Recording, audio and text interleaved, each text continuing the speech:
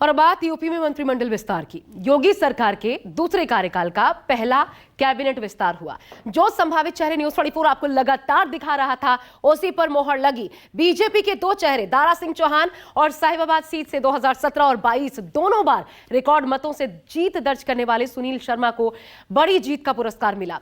दूसरी ओर हाल में सपा का साथ छोड़ एनडीए का हिस्सा बने आरएलडी से अनिल कुमार और सुभाषपा के ओम प्रकाश राजभर आखिरकार 5 सालों बाद एक बार फिर योगी मंत्रिमंडल का हिस्सा बने। लेकिन राजभर जब आज मीडिया के सामने आए, उनके चेहरे पर मंत्रिमंडल में शामिल होने की वो खुशी नहीं दिखी जो पहली दफा टीम योगी का हिस्सा बनने पर दिखी थी, क्योंकि शायद राजभर को यह लंबा इंतजार भी चुभा और अब किस विभाग का जिम्मा उनके हिस्से होगा ये चिंता भी साथ है। देखिए, 4 मंत्री, कैबिनेट विस्तार, 80 का फॉर्मूला तैयार।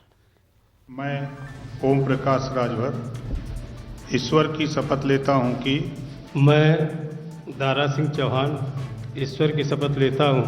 मैं अनिल कुमार ईश्वर की शपथ लेता हूं कि मैं सुनील कुमार शर्मा ईश्वर की शपथ लेता हूं। खत्म हो गया राजभर का इंतजार। योगी कैबिनेट का हो गया विस्तार।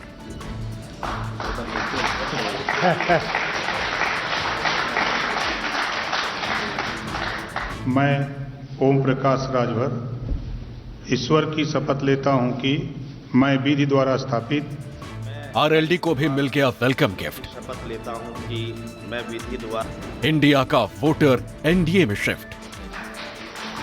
मैं अनिल कुमार ईश्वर की शपथ लेता हूं कि मैं विधि द्वारा स्थापित भारत के संविधान के प्रति तय हो गया यूपी का समीकरण। 80 टारगेट के साथ 24 का रण। बड़ी जिम्मेदारी आई है, मिलकर के और अच्छे से करेंगे। 80 की 80 लोकसभा सीटें 2024 में जीतेंगे। यूपी में 80 और देश भर में 400 पार के टारगेट पर काम कर रही टीम मोदी, आरएलडी और राजभर की पार्टी आ जाने के बाद योगी 2.0 का पहला कैबिनेट विस्तार हुआ। इस पहले विस्तार में योगी की कैबिनेट में 4 नए मंत्रियों की एंट्री हुई है, जिसमें न सिर्फ बीजेपी के विधायकों को एंट्री मिली है, बल्कि आरएलडी के साथ राजभर को भी जिस तरह से मंत्रिमंडल में जगह मिली है, उससे एक बात पक्की है कि इसका विस्तार मिशन 80 को हासिल करने के लिए किया गया। इसे कुछ इस तरह से समझिए। बीजेपी से जिन 2 विधायकों को कैबिनेट में एंट्री मिली है, उसमें से एक दारा सिंह ओबीसी समुदाय से आते हैं, जबकि सुनील शर्मा ब्राह्मणों का प्रतिनिधित्व करते हैं। जबकि एसबी सुप्रीमो ओम प्रकाश राजभर के लिए भी योगी ने कैबिनेट के दरवाजे खोल दिए, जो कि ओबीसी कास्ट से आते हैं। वहीं एनडीए में शामिल हुए आरएलडी के अनिल कुमार दलित समुदाय के नेता। उत्तर प्रदेश की योगी मंत्रिमंडल में 4 मंत्रियों को जगह दी गई है, जिसमें 2 बीजेपी के विधायक, एक सुभाषपा सुप्रीमो और एक राष्ट्रीय लोकदल के विधायक को योगी सरकार ने वेलकम गिफ्ट दिया है।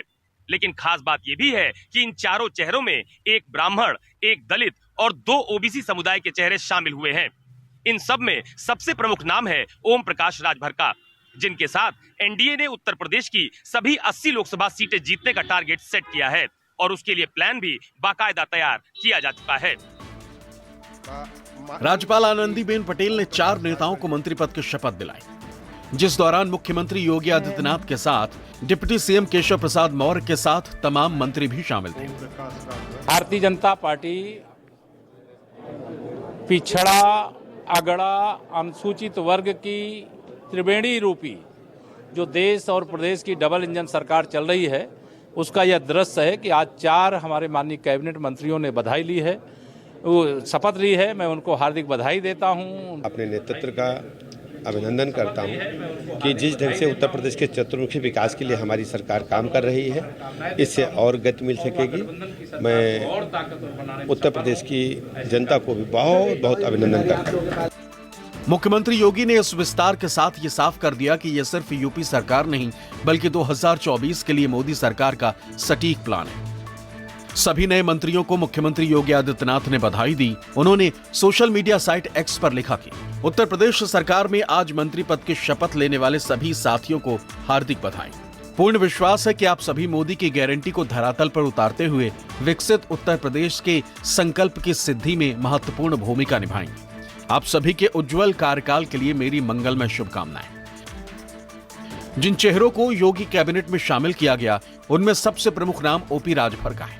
इनकी पार्टी जुलाई 2023 में दूसरी बार एनडीए में शामिल हुई है। तभी से राजभर कैबिनेट विस्तार का इंतजार कर रहे थे। जो लक्ष्य है गरीबों की सेवा, उस लक्ष्य में हम अनवरत काम करते रहते हैं और उस लक्ष्य की पूर्ति के लिए हम सरकार के सभी लोग मिल करके सरकार पूरी तरह जो भी योजनाएं सरकार की हैं उन गरीब कमजोर के यहाँ तक पहुँचाने का काम करेंगे, उनको न्याय दिलाने का काम करेंगे, जो भी उनकी समस्याएं होंगी उसका निस्तारण करने का काम करेंगे। इससे पहले योगी कैबिनेट में कुल 52 मंत्री थे, अब ये संख्या बढ़कर 56 हो गई। अभी भी 4 मंत्रियों की जगह खाली है। इसमें कैबिनेट मंत्री 22, राज्य मंत्री स्वतंत्र प्रभार 14 और 20 राज्य मंत्री। अब मंत्रिमंडल में सामान्य वर्ग के 24, ओबीसी वर्ग के 22 और SC/ST की संख्या बढ़कर 10 हो गई। साफ है ये सिर्फ मंत्रिमंडल विस्तार नहीं बल्कि योगी का वो प्लान है जो मोदी के देश भर में मिशन 400 और उत्तर प्रदेश में मिशन 80 को कामयाब करता हुआ नजर आ सकता है, क्योंकि जिन 4 को मंत्रिमंडल में जगह मिली है वो अलग अलग समुदाय से आते हैं और खास सीटों को ध्यान में रखकर ही उन्हें योगी की कैबिनेट 2.0 में शामिल किया गया है। चलिए जानते हैं कि कौन सा मंत्री योगी प्लस मोदी के लिए मिशन 80 को पूरा करने के लिए जरूरी क्यों है।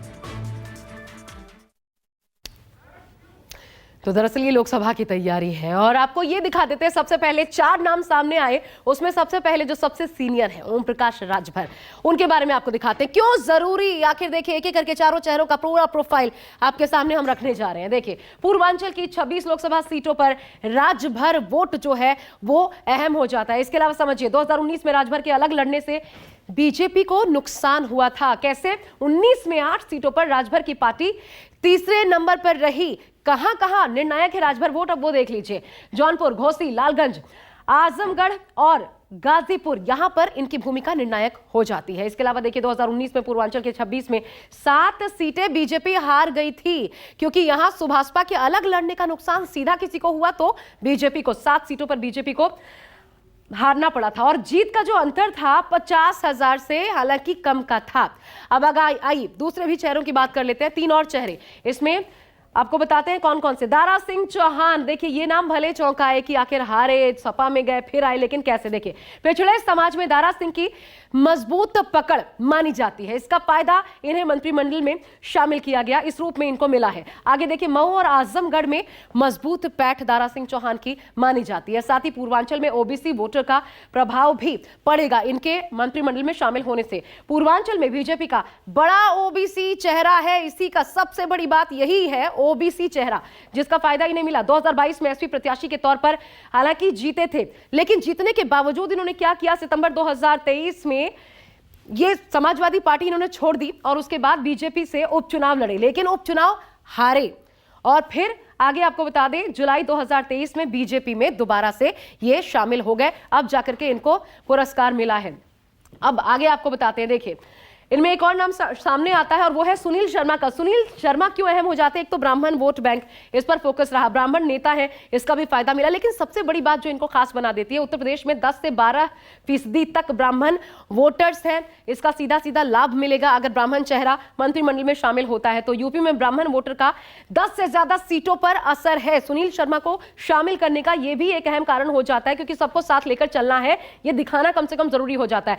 गाजियाबाद की साहिबाबाद सीट से 3 बार के विधायक हैं। बड़ी बात आपको बता दें 2022 में 2,14,845 वोटों से, रिकॉर्ड वोटों से, यानी कि इन्होंने जीत दर्ज की थी। और न सिर्फ 22 बल्कि इससे पहले 17 में भी जब विधानसभा चुनाव हुए थे तब भी इसी तरह रिकॉर्ड मतों से जीते थे। अब आइए एक और नाम, अनिल सिंह, चौथा नाम। एसटी के जाटव समुदाय का बड़ा चेहरा है अनिल सिंह, ये आरएलडी से आते हैं। यूपी में अनिल के भरोसे दलित वोटों पर नजर है, बीजेपी की फायदा होगा सीधा सीधा। यूपी में 20.7% एसटी आबादी आती है, इस लिहाज से इंपॉर्टेंट हो जाता है, बहुत महत्वपूर्ण हो जाता है इस आबादी को फोकस करना। पश्चिम यूपी में बीएसपी वोट में सेंध की उम्मीद इनके माध्यम से बीजेपी कर रही है। अब देखिए 17 में से 14 ऐसी सीटें जो हैं बीजेपी के पास है, ऐसी सीटें ये बीजेपी के पास है, 17 में से 14 इस वक्त। लेकिन इनके आने से फायदा होगा, अनिल कुमार के आने से फायदा होगा, बीजेपी को यह लगता है। और इसी हिसाब से चारों शहरों का चयन किया गया है।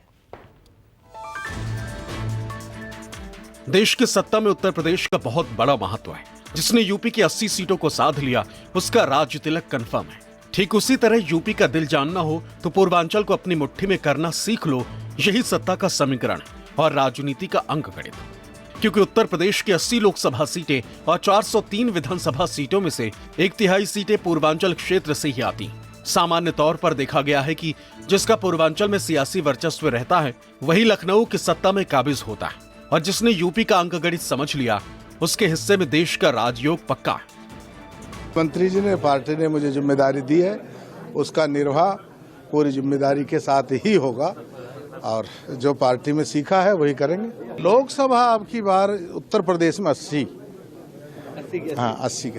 पार्टी संगठन का, सरकार का जो भी निर्देश होगा उस दिशा में ईमानदारी से काम करेंगे और इस क्षण के लिए मैं अपने केंद्रीय नेतृत्व को, देश के प्रधानमंत्री आदरणीय नरेंद्र मोदी जी को, पार्टी के राष्ट्रीय अध्यक्ष माननीय नड्डा जी को, देश के सबसे गृह मंत्री माननीय अमित शाह जी को, उत्तर प्रदेश के मुख्यमंत्री आदरणीय योगी आदित्यनाथ जी को और पूरी टीम को मैं तहे दिल से उनका आभार व्यक्त करता हूं। हम लोग जो है आगे ये जो अपना एनडीए गठबंधन है इसको मजबूत करने का काम करेंगे। अभी लोकसभा का चुनाव भी नजदीक आ रहा है, क्या कुछ तैयारियां रहेंगी? वो सब लोग मजबूती से लड़ेंगे और जीतेंगे चुनाव। लोकसभा चुनाव में यूपी की 80 सीटों पर टारगेट को पूरा करने के लिए योगी सरकार ने अपने कैबिनेट का विस्तार किया है और लोकसभा चुनाव को लेकर भारतीय जनता पार्टी ने बड़े स्तर पर तैयारियां करनी शुरू कर दी हैं। जहां एक तरफ बीजेपी देश भर में महाजनसंपर्क अभियान चला रही है तो वहीं दूसरी तरफ टिफिन बैठकों के जरिए भी कार्यकर्ताओं में उत्साह भरा जा रहा है। बीजेपी का सबसे ज्यादा फोकस यूपी पर है क्योंकि यहां से लोकसभा के सबसे ज्यादा 80 सीटें आती। पार्टी ने इस बार सभी 80 सीटों पर जीत का लक्ष्य रखा। इन सब के बीच यूपी का पूर्वांचल इलाका काफी अहम हो जाता है। इस वक्त मैं सुभाषपा अध्यक्ष ओम प्रकाश राजभर के आवास पर मौजूद हूं और अभी थोड़ी देर पहले ही ओम प्रकाश राजभर ने राजभवन में बतौर कैबिनेट मंत्री शपथ ली है और आप देखिए कि उनके आवास पर जबरदस्त ढोल नगाड़े बजाए जा रहे हैं।